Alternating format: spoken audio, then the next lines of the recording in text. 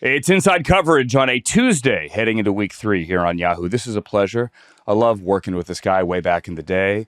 Lots of good road trips for Thursday Night Football, for inside training camp, fun on the desk in L.A. Matter of fact, Steve Smith Sr. has a picture of Staples Center there hanging over the couch. You see that, huh? I see that. You know, I Good to always keep my LA roots with me. No, it looks good, man. L.A. native. Yes, Steve Smith Sr. How are you, man? Good to see you. Oh, appreciate it. Doing good. You know, it's Media Tuesday for me. So in my home studio that I just renovated, and it's coming along. Where you do the 89 show with our friend James Palmer. That's Yep. on Blue Wire now, where you're doing sir. a golf show, Ironed Out. Yeah, man. I had not picked up a club in 15 years. This summer, I decided to try to get back into it, take some lessons, and confirm that I'm still awful. So, yeah, I'm bad. But one of these days, I'll get out there and I'll get on your Ironed Out podcast. Okay. We travel too, so we can come to you. Good. Let's if you do got it. look, if there's grass, let us play. Good. Come down here. Come back to LA. We'll play. All right. Let's talk about turf toe. You ever had it? Yeah, I've had turf toe. It's pretty painful. Did you ever have it where you needed surgery? Nope. Okay, so Joe Burrow needs surgery. It's grade 3. They say 3 months. Yeah, it sounds like because of the ligament is torn, attaching. Yeah. So there's something in there that's a little bit more severe. Then usually they take your toe, they dorsiflex it, tape it, so that minimizes, as you're running, that minimizes your ability to stretch and re-aggravate that tendon and all those nerves that are in your feet. Just let go, unfortunately, from UCLA, Deshaun Foster. He had turf toe like a maniac. And part of the problem with the turf toe is a lot of times that happens on artificial turf because of how much the ground doesn't give on an artificial turf versus on a regular field. When you slide too much, what happens? You don't see black pebbles come up. What do you see? Indents in the grass, or the grass comes up under you. With turf, that doesn't happen. And so your body ends up taking all of the brunt of the forces versus it being distributed from your body and the grass when it's a non artificial surface. Yeah, sounds awful. And for anyone who's ever been down to the field and you see that ground up tire and you feel how, the turf's got more give than it used to, but still it's not nice. The real thing. No, it's not the real thing. It's not the real thing. And you can't replace the real thing. And now they got to replace Joe Burrow. They got Jake Browning. They say it's a 3-month injury, but really let's cut the you-know-what. He comes back, Joe Burrow comes back if the Bengals are in position. Correct. Right, to have him risk it and force and come back. Do you think Jake Browning keeps them in position? That's a hard question because we're not really sure. We haven't had Jake Browning for an extended period of time before like this. This is pretty much, this is week 2. It's the whole season. You got 15 weeks. You have 15 weeks. So September, so October, November, December. January, that's the last game of the season. Your quarterback now, Jake Browning, you have to believe that he can bring you there because you have Jamar Chase, because you have T. Higgins. I would hope this now gives Zach Taylor the excuse to maybe lean on the run game a little bit more, to take the pressure off your quarterback. And who's a backup? Browning's, I played golf with him. He's Pac-12, so he's a kid or a guy that's very familiar with dealing with adversity. He understands his role. But now he's not playing sparingly. He is your quarterback for the remainder of the season until 2026, which is the first game in January or / the playoffs. Yeah, and look, in 2023, he played reasonably well down the stretch. I think you and I were working NFL Yeah. Network Saturday game together on the desk, and he looked good, but that's an entirely different beast when you're just coming in and playing in December, as opposed to your point, starting in September and trying to navigate this team into the postseason. Hey, want to get your thoughts, Steve, on the Tom Brady thing. Watching Monday Night Football last night. So let's back up for a second. You do preseason games for the Panthers. I do games for the Browns. All of our colleagues at NFL Network, whether it's MJD or Daniel Jeremiah, or, I mean, there's a long list. Mina Bucky Kimes. Brooks. Mina Kimes does. She does for the Rams, right? She's with Exactly. ESPN. So a lot of different people. So if you pull back the curtain, plenty of us in the national media space also have jobs for teams. So look, there's inherently a little bit of conflict there, but we navigate it. And a lot of that work is in the preseason, like with you, where it only really matters. I mean, let's cut the what so much, right? But this is different. For example, Brady is working the Bears game this week. And then next week, week 4, the Bears play the Raiders. If you're Ben Johnson, how would you feel about that? Look, I like Tom. Same. Respect the heck out of him. Same. But at the same time, he's in a unique position. And because he's in a unique position, right, it's rich folks' problems, right? You got to decide and figure out what you are comfortable with and not comfortable with. I remember when Greg Olson, I wasn't on a team at the time, Greg Olson was doing broadcasting, and I remember the New Orleans Saints, Sean Payton, who's extremely paranoid, did not want Greg Olson in the building because he knew that they were playing them at another stage. I don't know if they played him already, but he knew they had to play him 2 more times or 1 more time. And having as much information that he had, they feel like it gives meaning the opposing team or whoever's facility the broadcaster is in and affiliated with a team, it gives them a fair disadvantage because in these production meetings is where you get the real. You get to understand and figure out which player is happy, which player is unhappy, which player a coach likes, which player a team is moving on from. Right? I've had a number of conversations. I remember I was at the Super Bowl and I was talking to a team and they asked me about a receiver. And then I said, well, you have this other receiver. And the immediate answer was, he won't be there very long. And then all of a sudden, boop, he's cut. Not revealing who that team was, not revealing who that player was. But there are a lot of trade secrets. However, everyone knows the situation with Brady. So you have to either comply, deal with it, or complain. I'm not in that position. I don't have that luxury. I don't have that problem. So it's like I'm the neighbor. Listen, Tom Brady or whomever you are, Ben Johnson, just like my home, you're my neighbor. You seem like you're having a difficult time with a flat tire. I go, hey, you need some help? He says, no, I'm good. Understand, when I hit that button to close my garage, don't you bring your ass across the street and ask me for help. I offered you help one time. And there's no other opportunity after that. And that's what I look at is, look, go ahead and air your grievances.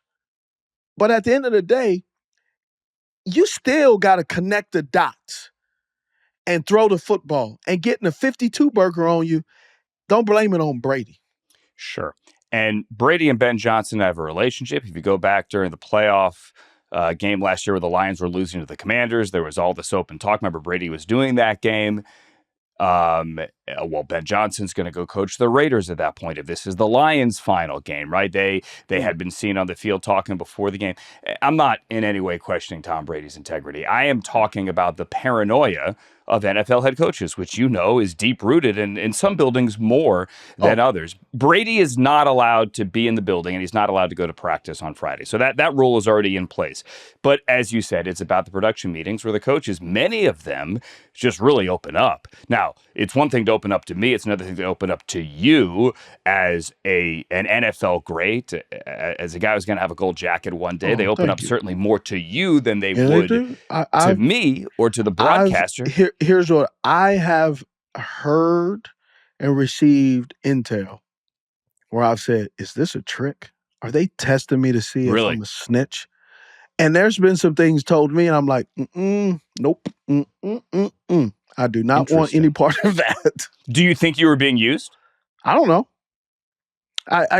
I'm pessimistic, Paul, and so I think everybody's out to try to figure out something. So I just try to stay.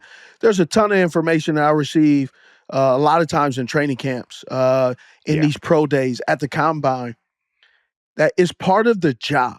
And whomever is doing the job, your integrity and how you do things is based on you. It's not based on the information. Right. Absolutely. And you always have to ask the question. I know I ask questions to myself. You step back and you go, hey, does it do me any good to repeat this? Like, why would I? Like, no, it gives me actually far less anxiety to not repeat this. I'm going to keep it inside. Like, I can deal with it. I'm not one of these people that needs to go run my mouth. I will be at peace when I keep my mouth shut. That keeps me calm. That's just how I operate. But there are plenty of head coaches, by the way, who I know the gossip. That love the gossip. The combine at what's the bar in Indy? It used to be called Moe's. It's now called you mean the big steakhouse? Yeah, the big steakhouse. Man, Prime 47. Man, you at the combine. I've been told some things by coaches with a little bit of refreshing drinks that I'm going, I do not want to know this, coach. I've told a coach, please do not tell me his name. Please do not tell me his name. Please. Because I don't want to know. But just as often they want to hear stuff from you. Hey, what's going on over there? Like, what do you think of that guy? Right? They'll say about players, but they don't ask me about organizations or teams. I do think I have experienced coaches, general managers, assistant general managers, wide receivers coaches, quarterback coaches, ask me about players. Obviously, ask me a ton about receivers, right? Ask me a little bit about DBs, but I never felt that they would ask me, hey, what's going on in Carolina? Or they may say, hey, what's going on in Carolina because you used to be a Panther? And how do you feel about your team? And you live in Charlotte. So that impacts me a little bit differently. But I have never gotten inquiry about a organization from another organization. I'm sorry. Yeah, no, and I totally understand that. The thing that I think, final thought on this, is that there will be plenty of head coaches who say, man, I don't care. I trust myself. I'm just not going to tell them anything. I'm going to give generic answers, and it's fine. It's no big deal. And then there are other coaches who are going to be like, are you kidding me? Yeah. Are you a spy? Like, there is no way I'm putting up with this. Yes. But the league has already issued their statement saying, hey, nothing has changed. Tom's allowed to be on headset, just like, for example, Carly, Jim Irsay's daughter, is allowed to be on headset now as owner in Indianapolis. All owners are. Listen, if Shad Khan wants to put a headset on, he can. If David Tepper wants to put a headset on, he can. If Woody Johnson wants to put a headset on, he can, and no one's going to lose their mind. Obviously, they are not in production meetings with other teams. Hey, want to go real quick here because I know we're short on time. I want to take the 4 quarterbacks from last night. Give me like a couple of sentences on each one from what you saw. Start off with the winning quarterback in the early game. Baker's 2-0, and he marched him down the field again. What do you think?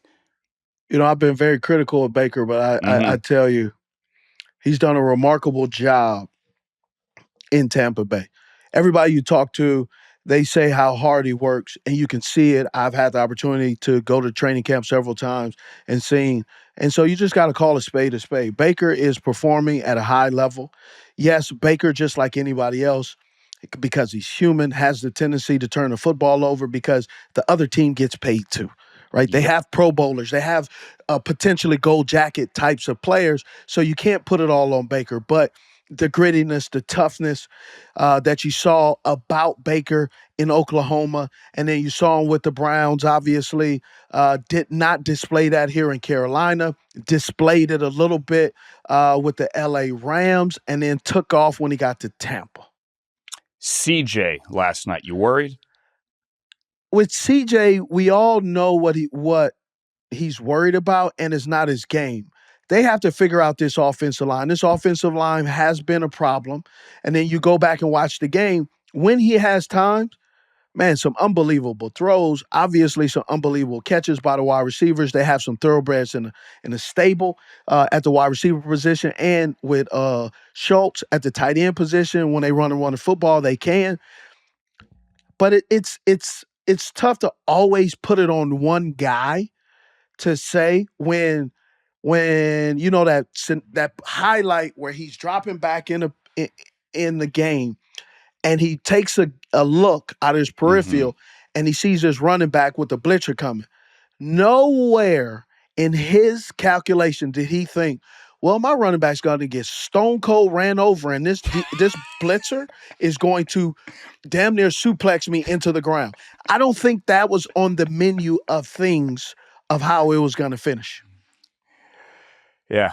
I mean, there's a lot there. It's day two. It's the second game in a new system, Yep. But still, like they redid the O-line. The O-line, it's not all working right now. Real quick, in the late game, you know Greg Roman well. What we see, Greg Roman, year two, Justin Herbert, it looks like it's clicking. Super surprised at the way Greg Roman has been able to evolve his offense, because he was run out of town in Baltimore. There was some there was some expectations that weren't fulfilled in Baltimore, and a lot of that pain Greg Roman was part of. And so now you see what he's able to do. I'm not going to say he has a better or less, because that's two-time MVP of Lamar Jackson.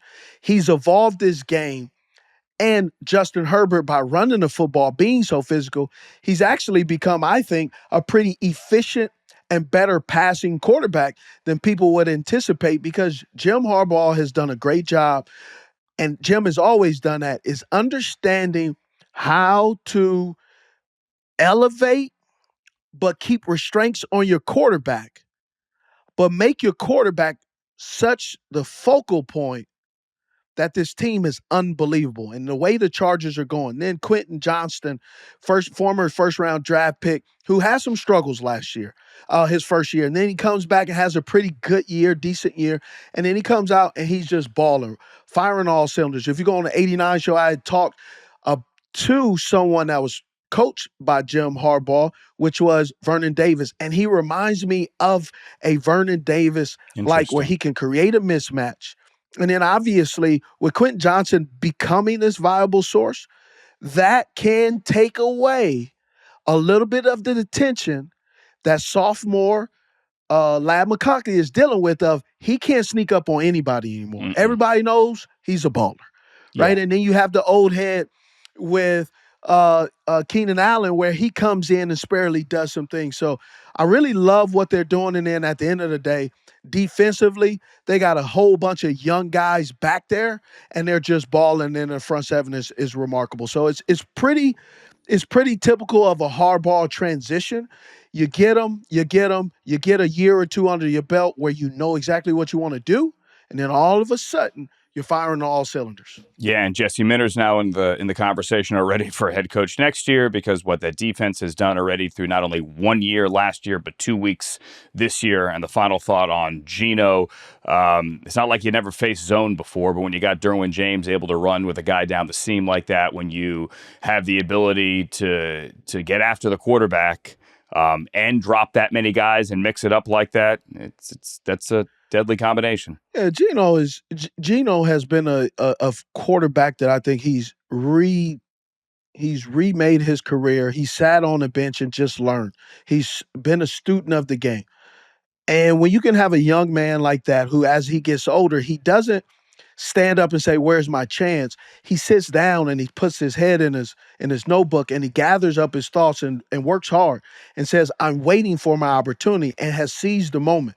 He played very well in Seattle, and then he goes now to match back up with his guy with Pete Carroll and with the Las Vegas Raiders. That's just one of those games where those guys get paid too. Yep. And sometimes we want to blame someone. Here's who you blame: the other good team that happened to just beat you on that night. Yep, that's got Derwin James and is well coached, and it's a division game. They know what they're dealing with, and they are cousins. They know they're cousins. They know what each other are eating, smelling. They know the cologne. They know what he likes. All of that stuff. Especially those two head coaches. We love you, Steve Smith. The 89 Show with our friend James Palmer. It's on Blue Wire. Go check it out. And the Golf Pod as well, Ironed Out. I'm going to go check out after we hang up. Good to talk to you as always, sir. No problem. Hope we do it again soon. Hey, Andrew, if you want to holler at your boy, just text me. I got you. I will do that. I appreciate you, my friend. All right. All right.